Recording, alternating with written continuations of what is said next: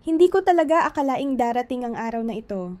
Isipin mo, ang mama ko, 62 na ang edad, may puting buhok at mga kamay na batak sa panghabambuhay na pagod, bigla na lang nagsabing buntis daw siya. Ako, si Ilya Kornev, napatulala. Parang naghati sa dalawa ang isip ko. Kalahating naniniwala, kalahating hindi. Pero may kakaibang kutob na humila sa akin para lihim na maglagay ng kamera sa bahay niya. At nang mapanood ko ang nakita ko sa video, parang gumuho ang mundo ko. Nanlamig ang buong katawan ko. Tumigil ang tibok ng puso ko sa isang iglap. Sa likod ng palangiti at mabait na mukha ng mama ko, may nakatagong sikreto. At posibleng isang plano na, kung hindi ko nalaman sa oras, baka tuluyang sumira sa pamilya namin. Si mama, 62 na. Matagal nang pumuti ang buhok niya at bawat tupi sa balat niya ay kwento ng sakripisyo para sa amin. Mula nang pumanaw si Papa, si Nikolai Korneev, mag-isa siyang nanirahan sa maliit na bahay sa Balashikha. Madalang ko siya mabisita. Paminsan-minsan lang, kasama ang asawa kong si Lada at anak naming si Tikhon. Pero mahigit 1 buwan na ang nakalipas, bigla niyang sinabi sa telepono na kailangan daw namin mag-usap. Ang boses niya nanginginig, kaya agad akong kinabahan. Akala ko may sakit siya. Pagdating ko, tinimplahan niya ako ng tsaa, tumingin ng diretsyo sa mga mata ko, huminga ng malalim, at sinabi ang mga salitang halos nagpabagsak sa tuhod ko. Anak, buntis ako. Para akong nawala ng pandinig. Ang bilis ng tibok ng puso ko parang sasabog. 62 anyos, buntis? Paano? Paano? Naitanong ko lang na nanginginig ang boses. Ma, totoo ba yan? Hindi siya makatingin sa akin. Kinakalikot niya ang baso, nanginginig ang mga daliri. Sinabi niyang nagpunta daw siya sa klinika at kumpirmado raw ng doktor. Pero ang pinakamalaking tanong, sino ang ama? Hindi niya sinabi. Ilang araw akong hindi mapakali. Ang dami kong tanong, sino yon? Bakit lihim? Ligtas ba siya? Ligtas ba kami? Kahit si Lada nag-aalala. Sabi niya, pwede bang may nanloko sa mama mo? Kailangan mong alamin ng totoo. Ayokong pagdudahan ng mama ko, pero hindi rin matahimik ang loob ko. Kaya ginawa ko ang bagay na matagal kong pinag-isipan. Nagtagong kamera sa sala niya. Maliit, hindi halata. Sabi ko sa sarili ko, ilang araw lang, baka may makita akong clue. Una, wala. Normal lang. Naglilinis, nagluluto, nanonood ng TV. Pero sa ikatlong araw, mga 10:00 ng gabi, may pumasok na lalaking mga nasa gitna ng 50 anyos. May suot siyang sombrero, mabilis kumilos, parang sanay. At ang pinakakakaiba, hindi nagulat si mama. Para bang inaabangan pa niya. Tahimik silang nag-usap, hindi ko marinig. May inabot siyang supot kay mama at naupo sila sa mesa. Inilagay ng lalaki ang kamay niya sa balikat ni mama. Doon ako kinabahan ng totoo. Sino siya? Bakit ganyan sila kalapit? Siya ba ang ama ng sinasabi niyang dinadala? Hindi ko muna hinarap si mama. Kailangan ko pang mag-ipon ng pruweba. Pero hindi ko inasahan na mas matindi pa ang susunod. Kinabukasan, hindi ako mapakali. Pagkatapos kong ihatid si Tikhon sa school at halikan si Lada bago pumasok sa trabaho, hindi ko napigilang dumiretso sa bahay ni mama. Mas maaga pa sa plano. Pagbukas niya ng pinto, parang nagulat ng bahagya, pero nangumiti agad. Ang aga mo anak? Walang kakaiba sa bahay. Malinis, maayos, tahimik. Gusto ko sana siyang tanungin, pero kapag nakikita ko ang mabait niyang mata, binubura nito ang tapang ko. Kaya nagtanong na lang ako tungkol sa kalusugan niya, pagkain niya, mga simpleng bagay. Gabi ulit, binuksan ko ang recording. At eksakto sa parehong oras, dumating ulit ang lalaki. Ngayon, mas malinaw ang mukha niya. Medyo sunog sa araw ang balat, malalim ang mga mata, mataas ang noo. Mga nasa 50. Inalis niya ang sombrero, inilapag, at may inilabas na maliit na kahon ng gamot. Tinanggap iyon ni Mama na parang malaking tulong para sa kanya. Nag-usap sila ng mas matagal ngayon. Niligawan niya ba si Mama? Kaibigan ba? Oo, iba pa. Nang paalis na ang lalaki, sinamahan siya ni Mama hanggang gate. Nag-usap pa sila ng mahina. Tapos bigla niyang hinawakan ang kamay ni Mama. At hindi iyon tinanggal ni Mama. Ramdam kong parang piniga ang puso ko. Hindi dahil ayokong maging masaya si Mama, kundi dahil masyado ng kakaiba ang lahat. Lalo na yung sinabi niyang buntis siya. Paulit-ulit bumabalik sa isip ko ang sinabi niya. Parang palaisipang walang sagot. Sa ika-5 gabi, inactivate ko ang motion detection sa camera. Nag-set din ako ng notification sa phone. Mga 9:00, nag-vibrate ang telepono ko. May gumalaw sa sala ni Mama. Pag-open ko ng live video, naroon ang lalaki. May hawak siyang makapal na folder ng mga dokumento. Si Mama naman, nakayuko, parang kinakabahan. Pinirmahan niya ang mga papel. Tinuturo ng lalaki ang ilang pahina. May sinasabi, tapos bigla siyang tumingin sa paligid. Parang kinakabahan, na baka may nakamasid. Huminto ang hininga ko. Pagkatapos pirmahan ni Mama ang mga papel, ibinalik niya ang mga ito. Maingat na isinilid ng lalaki ang dokumento sa panloob na bulsa ng kanyang jacket. Saka naglababas ng makapal na sobre at iniabot kay Mama. Tinanggap niya ito at bahagyang tumango. Sa sandaling iyon, ang simpleng pag-usisa ko ay napalitan ng totoong pangamba. Anong klaseng dokumento ang pinipirmahan nila? Bakit may perang ibinibigay sa gitna ng gabi? Sinabi ko agad kay Lada Korneyeva na, maaga akong uuwi, may kailangan lang ayusin. Pero ang totoo, diretso akong tumakbo papunta sa bahay ni Mama. Pagdating ko roon, tahimik ang lahat. Wala ang lalaki. Ang ilaw lang sa loob ang nagkukumpirma na gising pa si Mama. Binuksan niya ang pinto na parang walang anumang kakaiba. Pinilit kong huwag magtanong ng diretsahan. Nagkunwari akong dumaan lang para mangumusta. Tumingin-tingin ako sa mga kwarto. Pero wala. Para bang walang nangyari. Pag-uwi ko, muli kong pinanood ang recording. At doon ko nakita. Ilang minuto bago ako dumating, umalis na ang lalaki.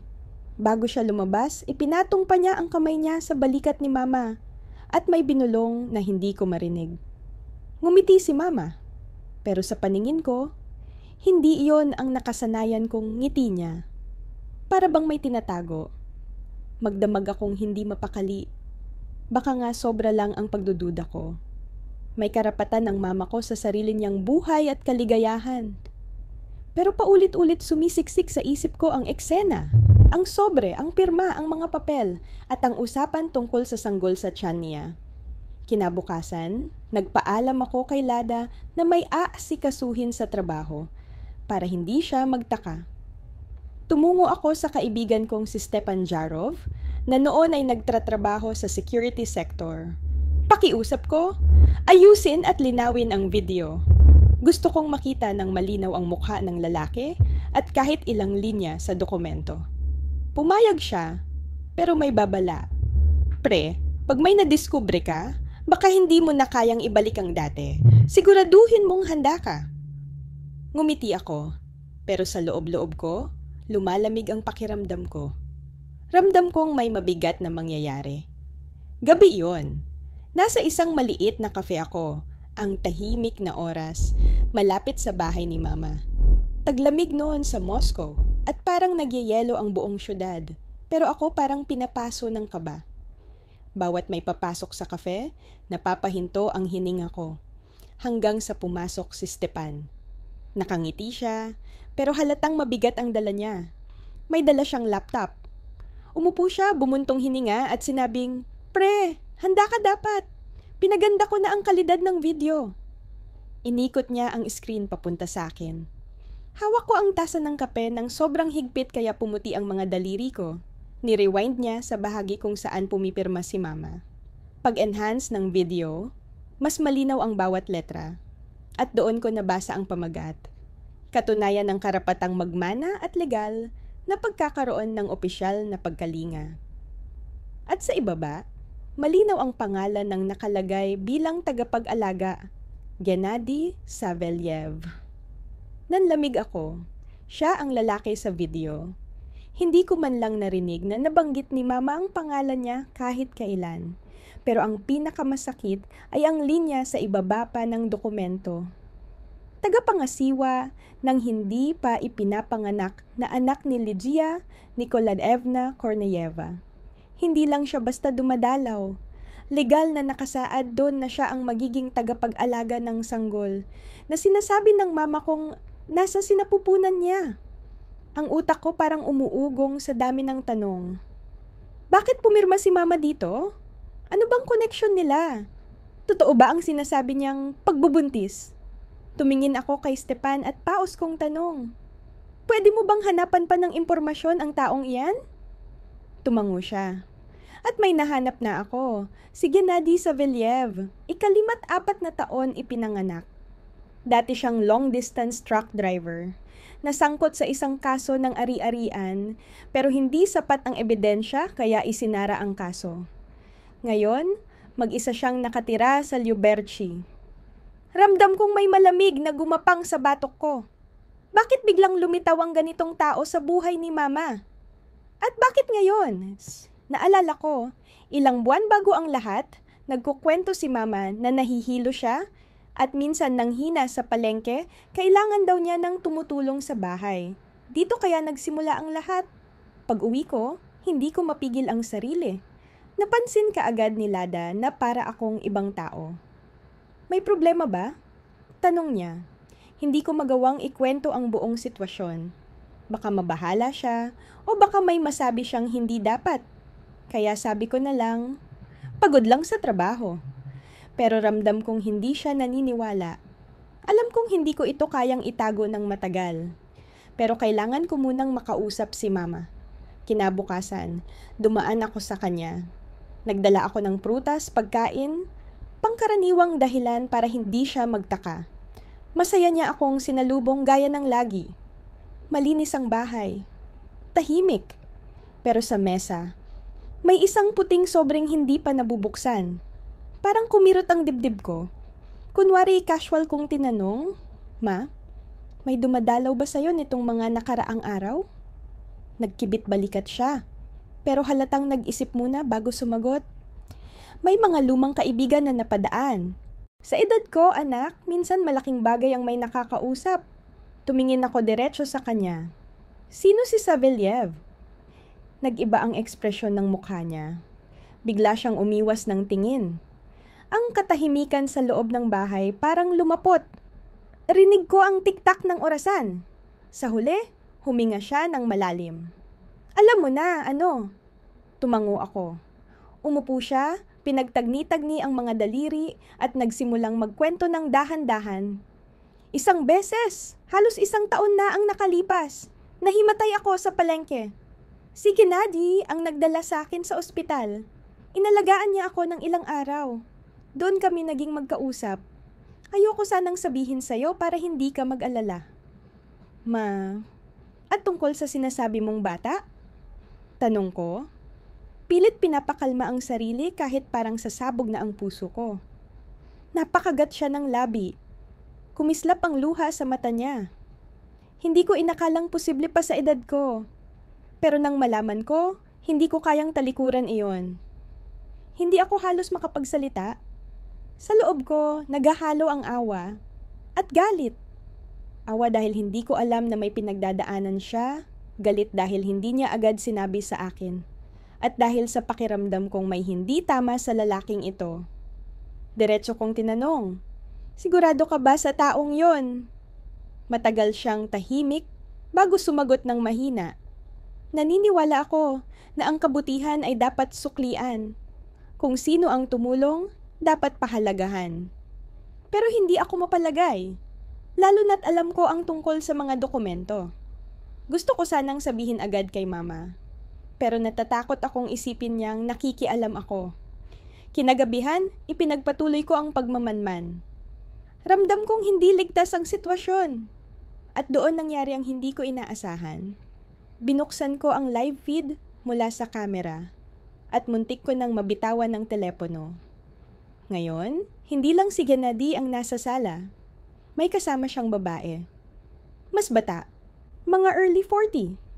Ang buhok ng babae ay matingkad na pula at ang suot niya ay kapansin-pansin at sobrang maporma. Nakaupo siya sa mesa kasama si Mama at matagal silang nag-uusap. Halata sa kilos ng babae na palaging siya'y lumilingon-lingon, para bang nag-aalala na may ibang nakakarinig. Pagkatapos, inilabas niya mula sa bag ang isang folder ng mga dokumento at inislide sa harap ni Mama. Inizoom ko ang recording at doon ko nakita ang logo ng isang bangko. Biglang kumirot ang dibdib ko.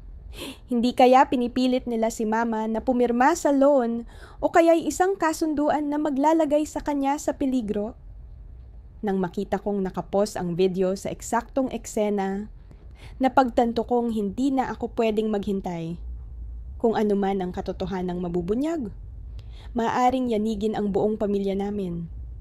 Pero ang manahimik, ibig sabihin, mapapahamak si Mama sa paraang hindi ko matatanggap. Buong gabi akong hindi nakatulog.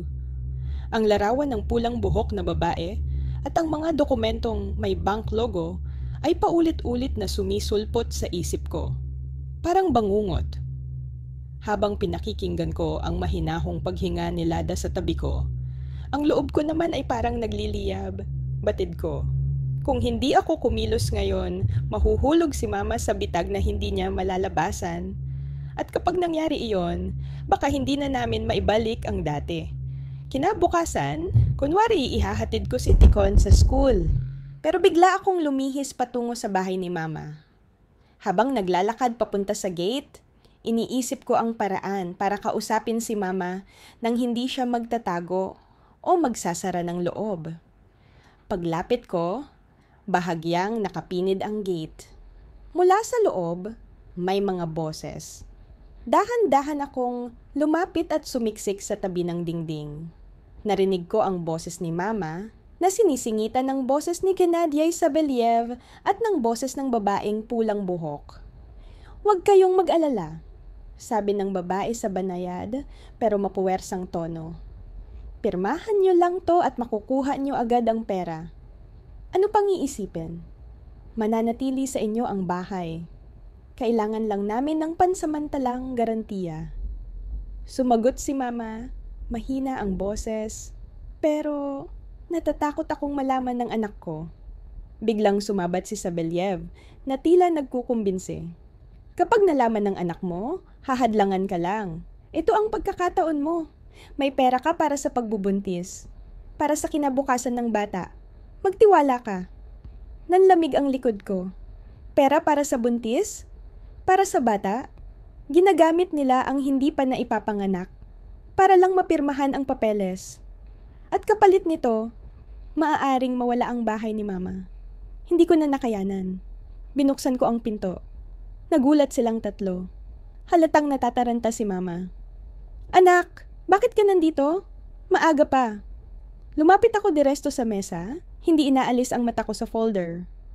"Ma," sabi ko ng mababa pero matatag, "gusto kong malaman kung ano ang pinipirmahan mo." Agad na siniksik ng pulang buhok na babae ang mga dokumento sa bag niya.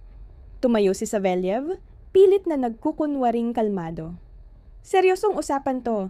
Hindi dapat nakikisali ang mga anak sa ganitong bagay," sabi niya ng malamig. Sumagot ako, hindi podabog, pero malinaw at walang pag-atras. "Hindi ka pamilya. Wala kang karapatang sabihing wala akong pakialam. Nanay ko siya." Biglang naging mabigat ang hangin. Tumayo si Mama at hinawakan ako sa braso. "Anak, umuwi ka na. Kaya ko to." Tumingin ako sa kanya, ramdam ang init sa mata ko. "Ma, hindi ko hahayaang kayanin mo ito ng mag-isa. Pinipilit ka nilang isanla ang bahay mo kapalit ng loan. Naiintindihan mo ba yon?" Natigilan si Mama. May bakas ng takot at pagdududa sa mga mata niya. Kaagad namang sumingit ang pulang buhok na babae na nagpakilalang si Lilia Korchagina. "Mali ang pagkakaintindi mo. Maliit lang to, hindi makakaapekto sa pagmamay-ari niyo sa bahay." Bumaling ako sa kanya, malamig ang boses ko. Nakita ko ang logo ng bangko sa mga papel. Alam ko kung paano gumagana ang mga maliit daw na loan na yan. Una maliit, tapos may kasunod na kondisyon. Paulit-ulit na nakita ko na ginagamit yan sa mga matatanda. Nakita kong nag-iba ang mukha ni Savelyev. Hindi na siya mukhang nag-aalala. Nagtapang-tapangan na. Sinusundan mo kami? Hindi ako sumagot. Tinitigan ko lang siya. At doon ko nakita sa mga mata niya, hindi iyon mata ng taong may malasakit. Iyon ay mata ng taong natatakot mahuli. Ngumisi siya ng malamig. Ano? Sa tingin mo mapipigilan mo kami? Mas nagtitiwala ang nanay mo sa akin kaysa sayo. Para akong tinamaan sa dibdib. Tumingin si mama sa akin, tapos kay Savelyev, parang nahahati ang loob niya. Alam kong kung papatol ako sa gitna ng komprontasyong iyon, lalo ko lang siyang ililigaw. Kaya huminga ako ng malalim at sinabi, Ma, pakiusap, huwag kang pipirma ng kahit ano, hanggat hindi ko nakikita at nasusuri ang lahat. Pagkasabi ko noon, lumabas ako ng bahay. Pero hindi pa ako lumalayo. Tumigil ako sa tabi ng gate at agad tinawagan si Stepan. Mababa ang boses ko, puno ng tensyon. Stepan, pakisilip lahat ng dokumentong posibleng kinasasangkutan ni Mama, loan, ari-arian, anumang kontrata. At hanapin mo kung sino talaga ang pulang buhok na yon. Sumagot siya ng maikli. Sige, iche-check ko. Kinagabihan, nagpadala siya ng folder. Pagbukas ko, bumilis ang tibok ng puso ko. Ang tunay na pangalan ng babae, Lilia Korchagina. May record siya na sangkot na sa kaso ng ilegal na pagpoproseso ng loans. Konektado sa grupo na nambibiktima ng matatanda sa mga suburb. Ang modus, lapitan ang mga nag-iisang nakatatanda, mangako ng maliit na loan, tapos ipasok sa maliliit, pero mapanganib na kontrata na magpapasanla sa ari-arian. Pinisil ko ang folder. Nanginginig ang mga kamay ko. Nasa mismong gitna ng bitag si Mama at mas masaklap, nagtitiwala siya sa mismong taong naghanda noon. Gabi na nang bumalik ako sa bahay ni Mama. Nandoon siya mag-isa sa kusina. Wala na sina Savelyev at Korchagina. Kita sa mukha niya ang pagod.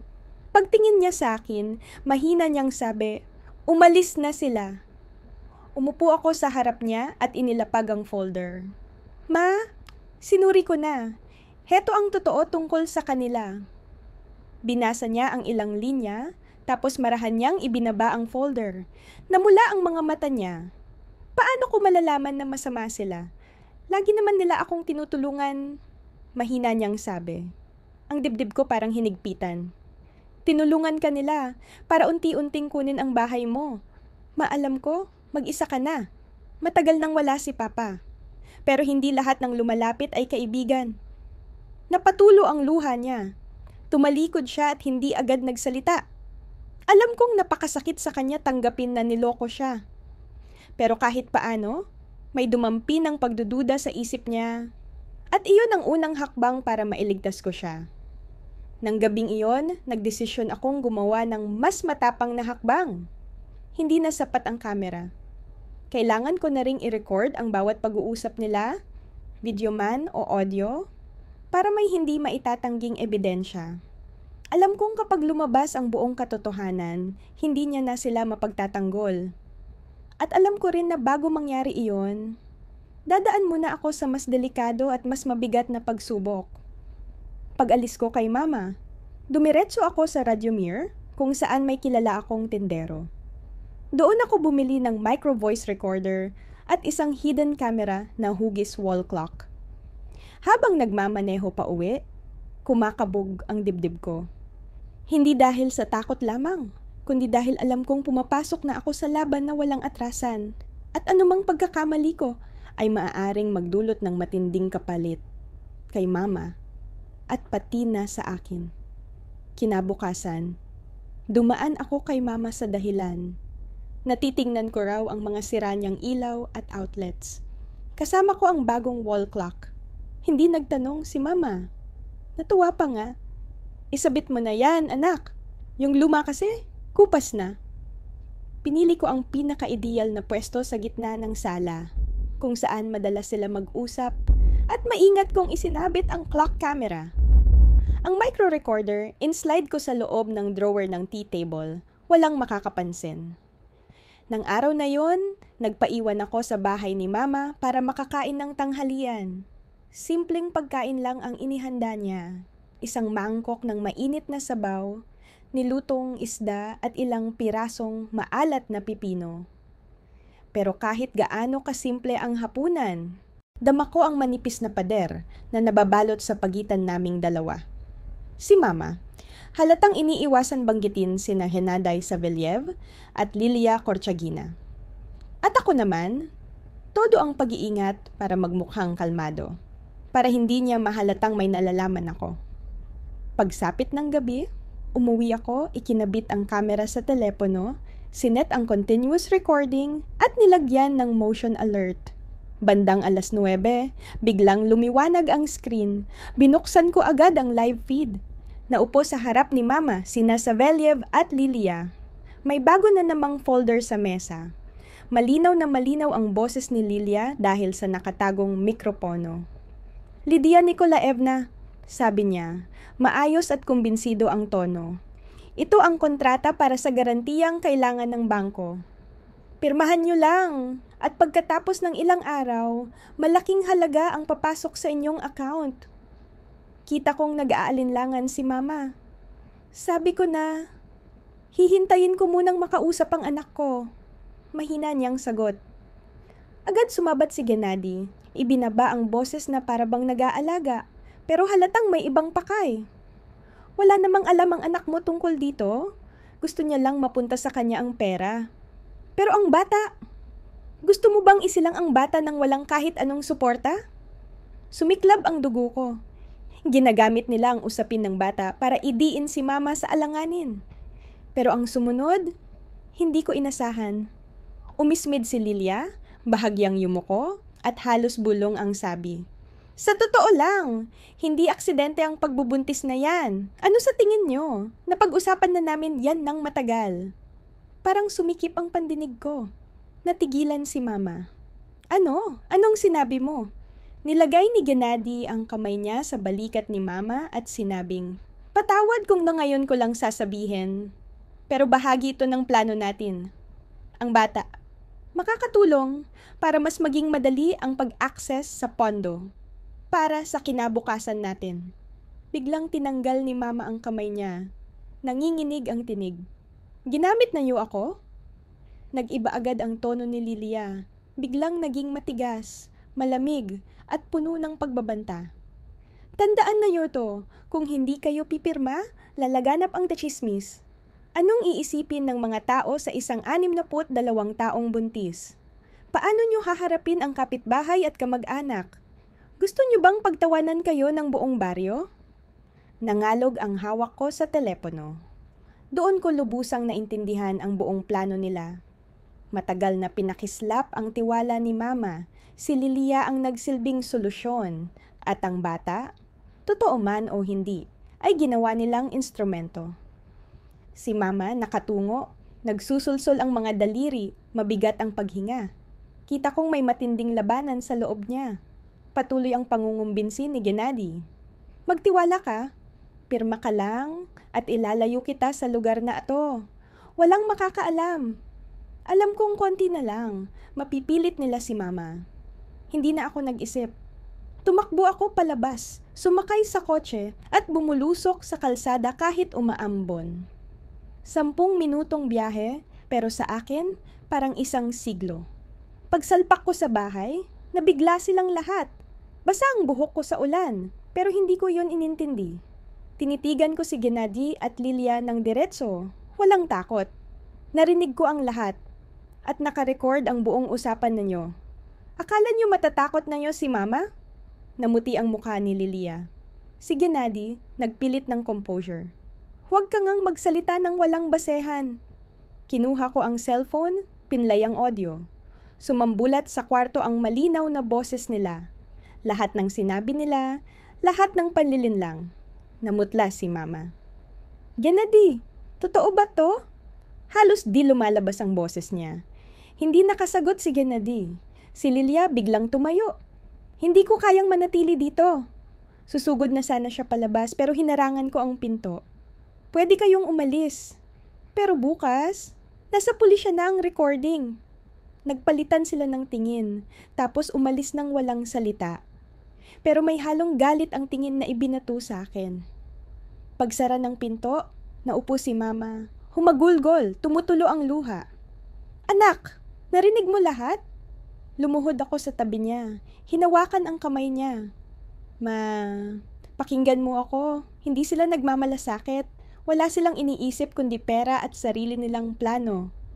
Tinakpan ni Mama ang mukha niya at napaiyak ng mas malakas. Alam kong hindi lang sakit ang nararamdaman niya. Kasama roon ang hiya, takot, at pagkadismaya sa sarili. At alam ko rin, mula ngayon, kailangan kong maging sandigan niya. Hindi ko siya pababayaan. Pagsapit ng hating gabi, pag-uwi ko, pinakinggan ko ulit ang recording. Bawat salita, parang kutsilyo sa dibdib. Hindi ko alam kung ano ang katotohanan tungkol sa sinasabi nilang bata. Pero malinaw sa akin. Kailangan kong alamin. Kahit gaano kasakit ang sagot. Hindi ako halos nakatulog. Sa tuwing pipikit ako, nakikita ko si Mama. Nakayuko, umiiyak, mag-isa. Pinaghalo-halo sa dibdib ko ang habag at galit. Gusto ko siyang yakapin, pero gusto ko rin tapusin ang banta, anumang paraan.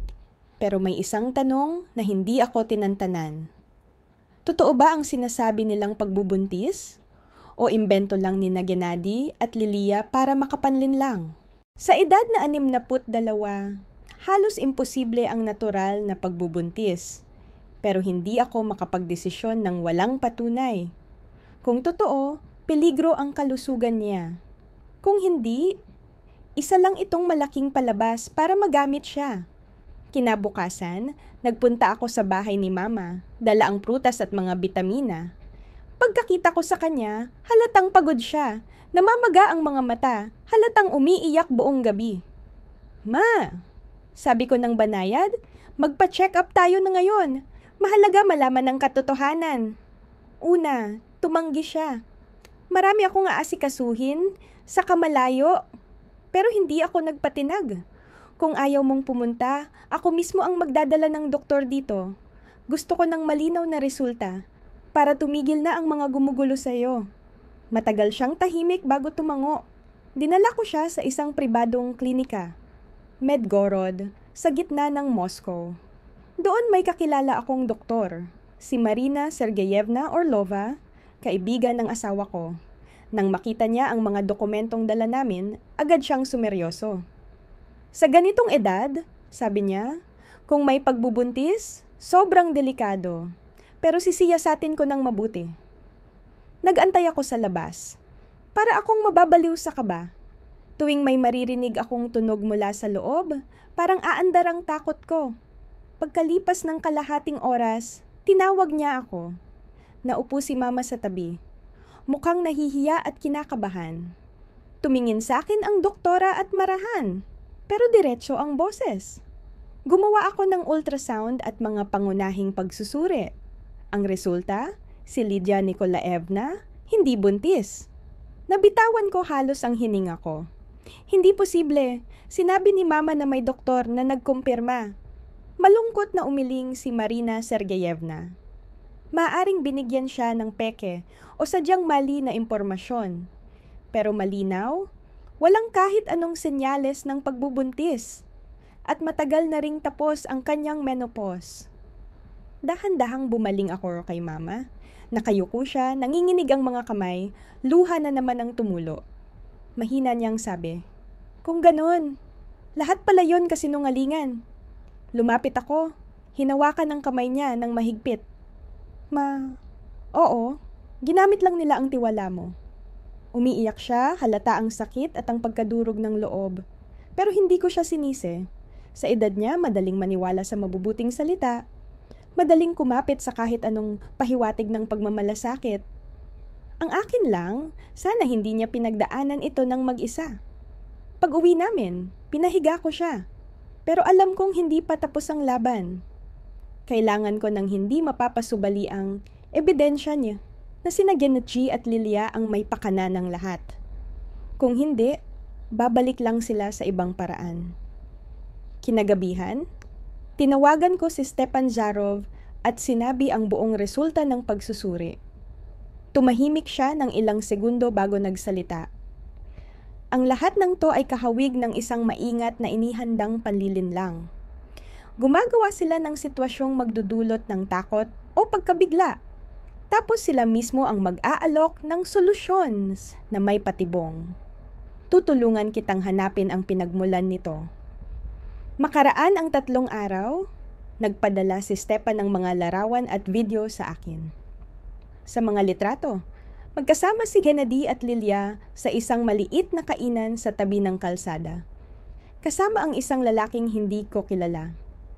Sa video, kapansin-pansing mainit ang usapan at sa isang punto, inilabas nila ang papel na may larawan ng ultrasound. Agad kong nakilala ang mismong larawan na ipinakita ng mama ko noong naniwala siyang buntis siya.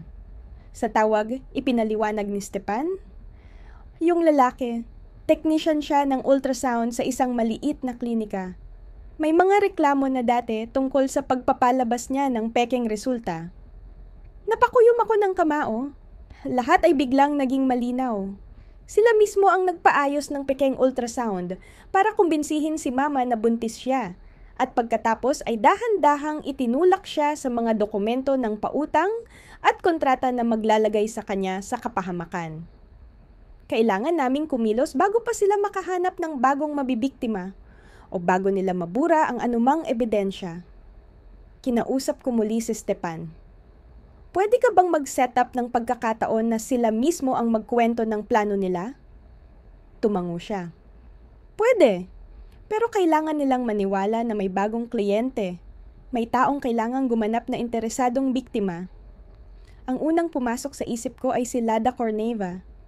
Nag-alala ako para sa kaligtasan niya, pero alam ko ring matalino siya at kayang humawak ng sitwasyon.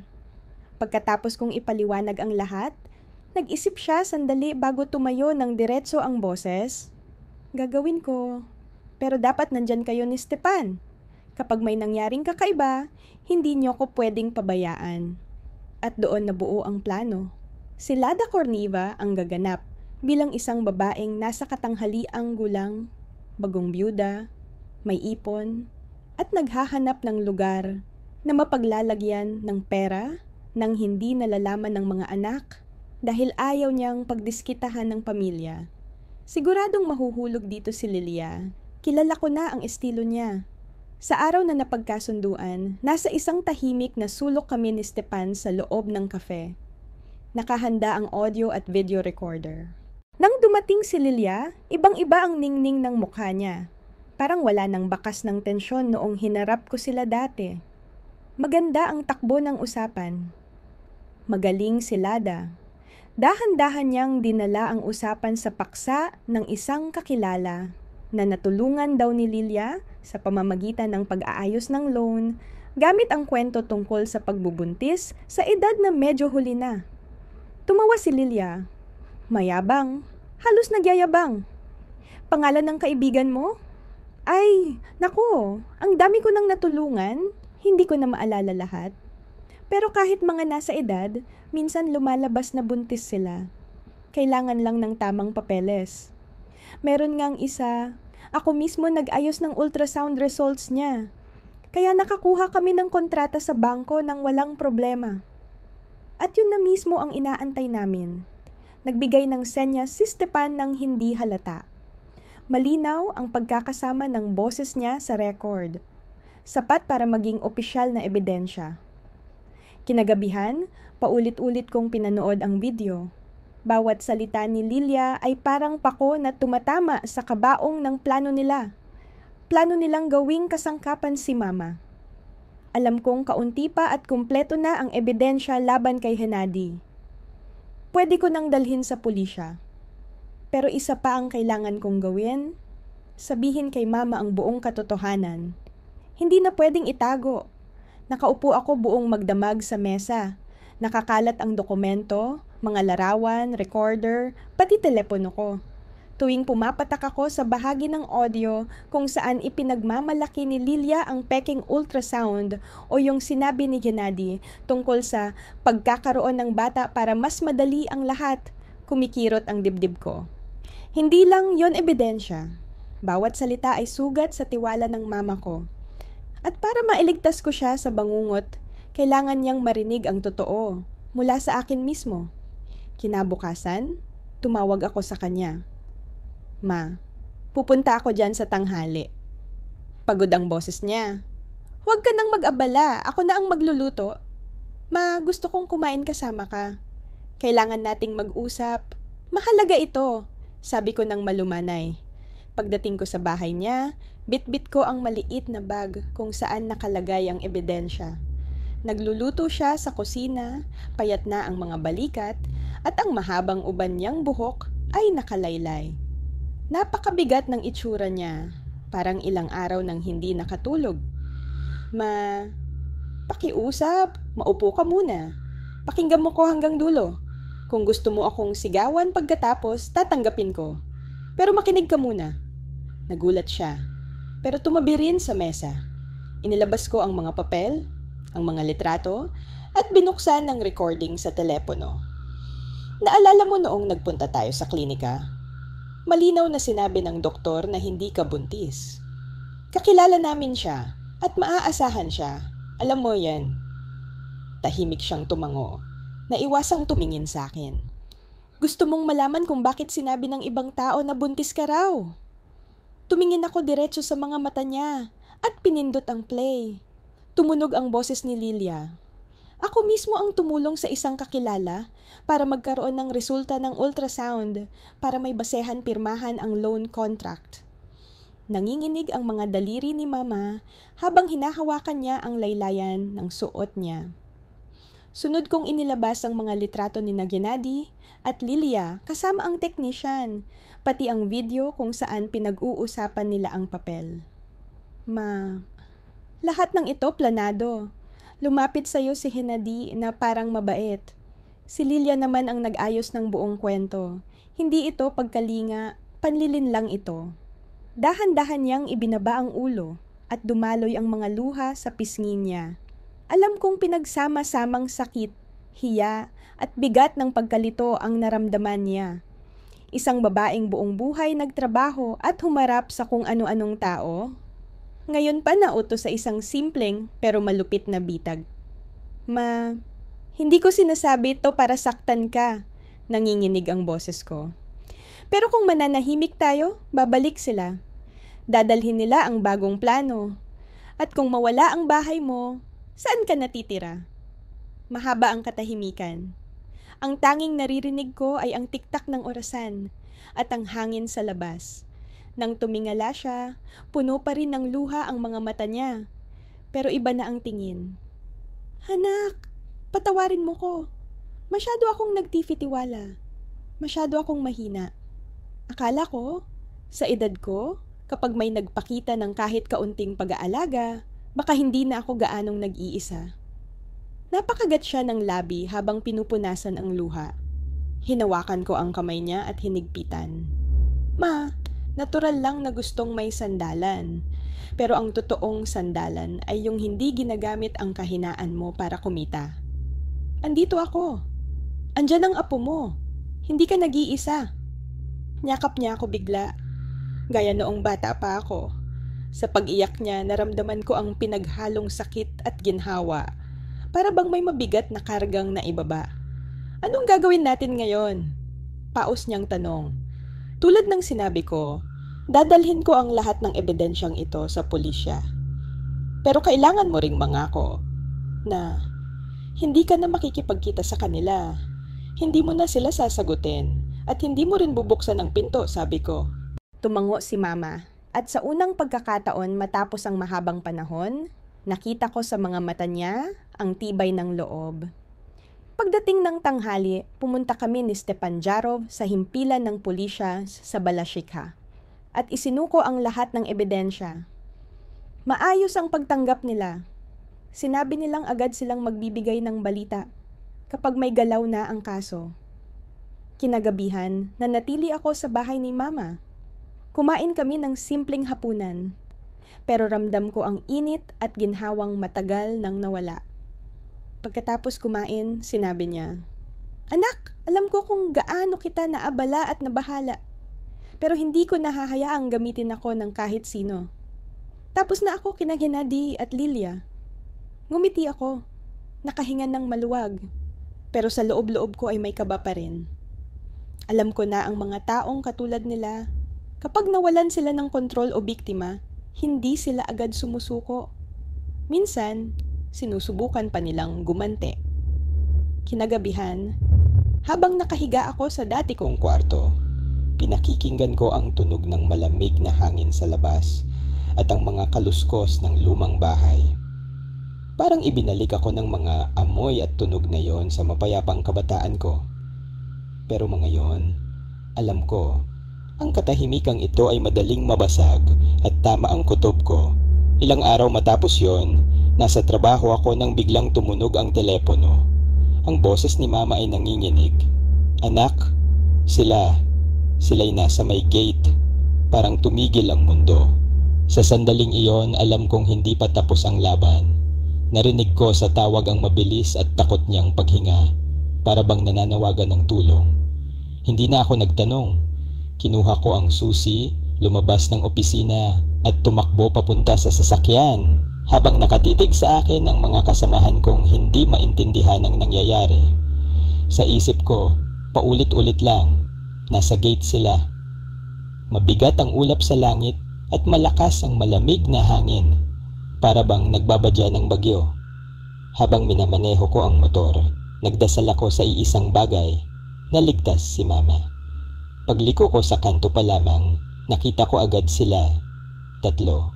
Si Gennady Savelyev, si Lilia Korchagina, at ang lalaking kasama nila na may matigas at malamig na tingin. Para siyang bantay na laging naghahanap ng gulo. Si Mama ay nakatayo sa loob ng bakuran. Hawak ang cellphone na niyang naka-on. Nanginginig ang tingin niya. Lumilipat mula sa kanila papunta sa akin.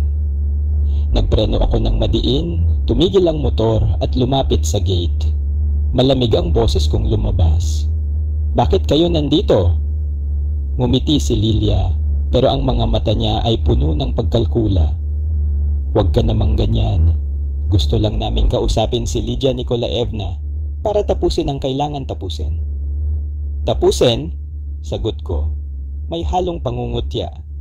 Ibig sabihin, yung kasunduan sa loan o yung palabas tungkol sa bata. Nagdilim ang mukha ni Gennady, pero sinubukan pa rin niyang magpanggap na kalmado. "Binibigyan mo ng maling kahulugan ng lahat. Wala kaming ginawang masama. Nagkaroon lang ng hindi pagkakaintindihan." Napangiti ako ng pagod. Hindi pagkakaintindihan. Naipasa ko na sa pulisya lahat. Mga video, larawan, pati yung mga sinabi ninyo mismo. Hintayin nyo ang papeles mula sa kanila. Sa sandaling iyon, umabante ang lalaking kasama nila. Mababa ang boses niya, may banta. "Mag-ingat ka sa sinasabi mo. Hindi porke may hawak kang ilang papel, ikaw na ang may kontrol." Hinawakan ni Mama ang braso ko. Malamig ang mga daliri niyang nanginginig. "Anak, huwag mong palalain." Bulong niya. Pinisil ko ang kamay niya para maramdaman niya na ligtas siya habang nakatitig ako ng diretso sa lalaki. Hindi ako naghahanap ng gulo. Pero kung kailangan, poprotektahan ko ang mama ko. Ngayon umalis na kayo bago ko mismo tawagan ng pulis ngayon din. Nawala ang ngiti sa mukha ni Lilia. Napakunot siya at nang makita niyang hindi ako uurong, bigla siyang nagtaas ng baba. Tumalikod sila, ang tatlo, at nagsimulang lumakad palayo. Pero bago sila lumampas sa gate, sinambit ni Lilia ng may lason sa tono. "Tingnan natin kung sino talaga ang mananaig sa huli." Nang tuluyang magsara ang gate sa likod nila, naupo si Mama sa bangkong nasa hardin. Manginig-nginig pa rin. Inabot ko siya ng tubig. "Ma, pakiusap. Mangako ka. Wala kang pagbubuksan kahit marinig mo sila sa labas. Tawagan mo lang agad ako." Tumango siya. May takot pa rin sa mga mata niya, pero may bago na ring liwanag, tiwala. Siguro dahil nakita niyang hindi ko siya iiwan. Nanatili ako sa bahay niya ng araw na yon. Sinuri ko ang mga kamera, pinalakas ang mga lock, at nag-install ng video door phone para makita niya agad ang sino mang kukuha ng pagkakataon lumapit. Pero may bigat pa rin sa dibdib ko. Alam ko, they won't give up easily. At hindi nga ako nagkamali. Kinabukasan habang kumakain kami, tumunog ang telepono ni Mama. Hindi pamilyar ang numero. Tumingin siya sa akin. Tumango ako. Sinagot niya sa loudspeaker. Ang boses ni Lilia Corchagina, galit, tuwid, wala ng paligoy. Kung magpapatigas kayo, ipapalaganap ko sa mga kapitbahay na buntis ka. Tingnan natin kung paano ka mabubuhay kapag pinagtawanan ka ng lahat. Kinuha ko ang telepono. Magpatuloy ka. Isa pang banta, idadagdag ko sa reklamo. Hindi ito mawawala. Bigla niyang ibinaba ang tawag. Sinesave ko ang numero at ipinasa kay Stepan. Makalipas ang 1 oras, tumawag siya. Peki ang ID na ginamit para irehistro ang numero. Pero nakuha namin ang area kung saan galing ang tawag. Napaupo ako. Nag-isip ng malalim. Mula sa pangangatwiran, lumipat na sila sa pagbabanta. Ibig sabihin, nasisikipan sila. At mas delikado sila ngayon. Agad kong tinawagan ang investigador na si Roman Vlasov at inireport ang nangyari. Opisyal ko ring hiniling na bigyan ng proteksyon si Mama. Pagkaraan ng 2 araw, ipinatawag kami ulit sa himpilan. Sinabi nila na nagsimula na silang mangalap ng testimonya mula sa iba pang nabiktima. Lumabas na ginamit ni Savelyev at Korchagina ang parehong uri ng panlilinlang sa iba't ibang lugar sa paligid ng Moscow. Marami ang nanahimik dahil sa hiya, pero dahil sa ebidensyang ibinigay ko, nagkaroon sila ng lakas ng loob magsalita. Pag-uwi namin, mahigpit na hinawakan ni Mama ang kamay ko. Anak, ikaw na lang ang meron ako ngayon. Noon ako ang nagtuturo sa'yo, pero na ngayon, ako na ang susunod sa'yo. Nanikip ang lalamunan ko at nangilid ang luha sa mga mata ko. Alam ko, hindi pa tapos ang laban. Pero ang pinakamahalaga, nailigtas ko si Mama bago siya tuluyang mapasama. Ang lahat ng susunod, sabay naming haharapin. Kinagabihan, nanatili ulit ako sa bahay niya. Malakas ang hangin sa labas, humahampas sa mga bintana, pero sa loob ko ay mas payapa na. Si Mama, sa wakas, ay nasa panig ko ng buo. Alam namin pareho, maaari silang bumalik, mag-isip ng bagong paraan. Pero ngayon, hindi na kami mabibigla. Hindi ko alam na pagkalipas lang ng 3 araw, magiging mas madilim pa ang lahat. Noong gabing iyon, bumisita ulit ako kay Mama. Umuulan ng sobrang lakas, para bang walang tigil na buhos. Katatapos lang niyang maghugas ng plato at umupo para manood ng balita nang biglang tumunog ang telepono. Si Stepan Jarov iyon. Pero na ngayon, mabigat ang tono niya. Mag-ingat ka. May nag-abiso sa akin, sina Savelyev at Korchagina, kasama ang 2 pang hindi kilala, na sa isang kafe malapit dayan. Narinig ng source ko, pinag-uusapan nila kung paano bilisan ang usapan at kunin ang mga dokumento. Napatigil ako. Napatingin ako sa may gate, parang inaasahan ko ng may anino na lilitaw doon. Sumikip ang dibdib ko. Tahimik kong sinabi kay Mama, "Ma, pakiusap, pumasok ka sa kwarto at huwag lalabas hanggang tawagin kita." Kita ko ang kaba sa mga mata niya, pero tumango siya at sumunod. Pinatay ko ang ilaw sa bakuran, iniwan ko lang ang isang mahina, dilaw na ilaw sa sala. Ramdam ko ang bigat ng hangin.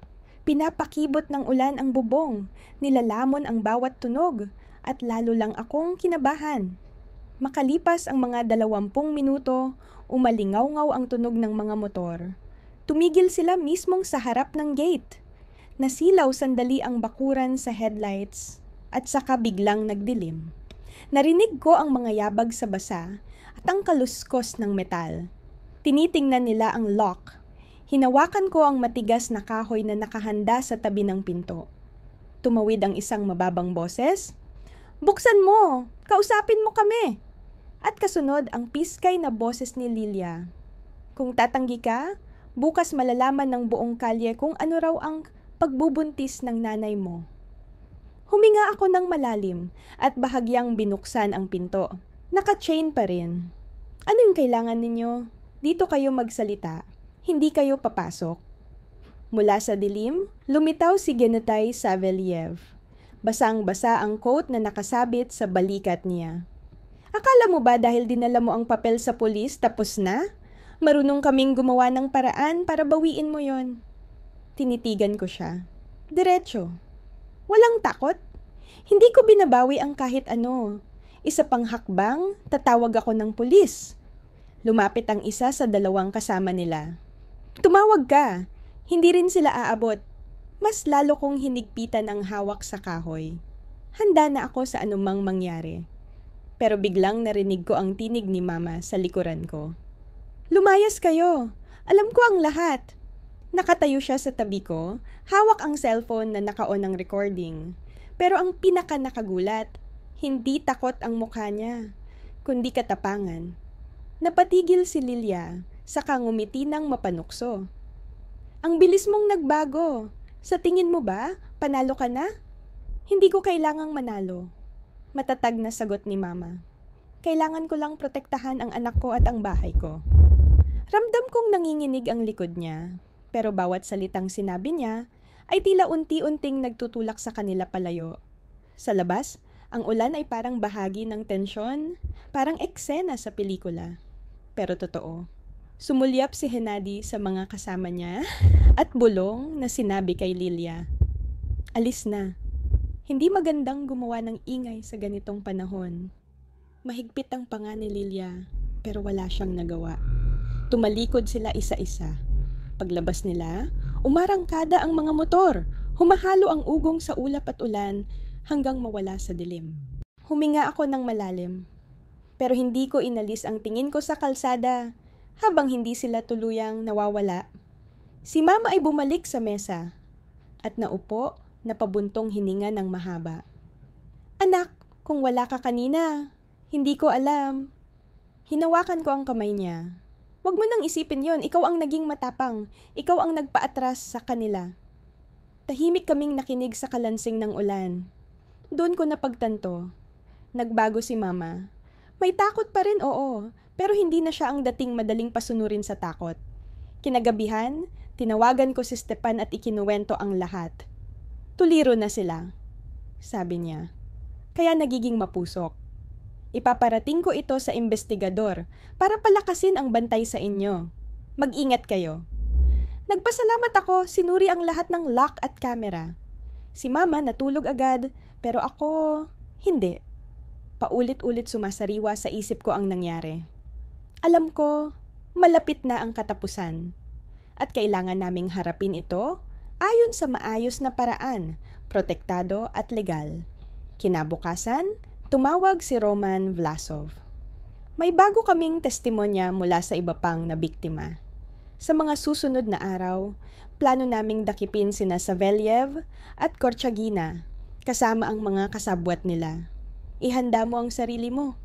Maaring kailangan namin ulit ang paliwanag mo. Gumaan ang pakiramdam ko, pero may bigat din. Kung malapit na ang aresto, maaari silang magdesisyong gumawa pa ng mas delikado. Kaya nagpasya ako, hindi ko iiwan si Mama hanggang matapos lahat. Sa mga sumunod na gabi, magkasama naming tinitingnan ang mga kamera. Tina-triple check ang mga lock. At unti-unting bumabalik ang ngiti niya. Nagpapakulo siya ng tsaa, pinapaalala sa akin ang mga kwento noong bata pa ako, para bang sinusubukan niyang tanggalin ang tensyon. Pero sa loob namin, alam namin pareho, hanggat wala sila sa posas, hindi pa tapos.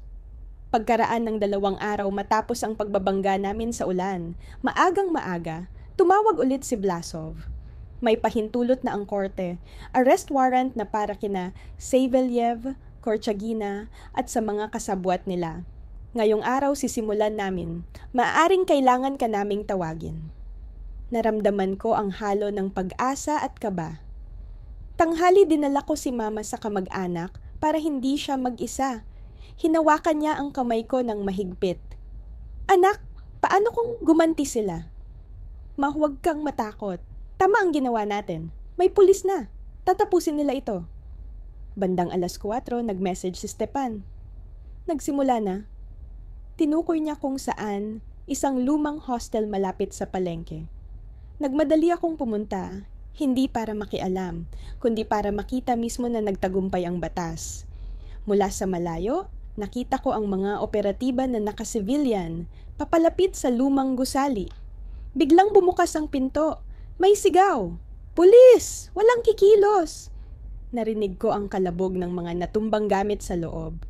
Mula sa gilid, nakita ko si Savelyev.